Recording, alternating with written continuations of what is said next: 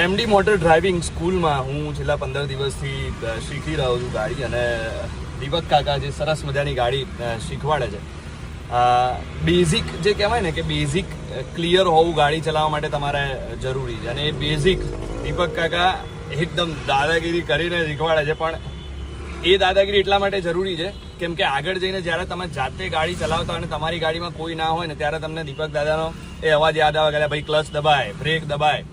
એટલા માટે એ રીતે શીખવાડે છે, અને અદ્ભુત 15 દિવસમાં મને એકદમ બેઝિક ક્લિયર થઈ ગયું છે. એટલે કદાચ હવે એવું થાય કે મારે એકલા ગાડી ચલાવવાની થાય તો મારે બાજુમાં કોઈ હોય નહીં, તે છતાંય હું ગાડી ચલાવી શકું એવી રીતે ગાડી ચલાવતા મને કરી દીધો છે.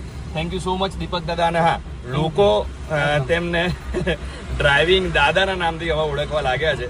એટલે તમે આવો તો દીપક દાદાને ડ્રાઇવિંગ દાદા કહેજો, અને ડ્રાઇવિંગ દાદા જોડેથી ગાડી કમ્પ્લીટ શીખીને જજો. Thank you so much.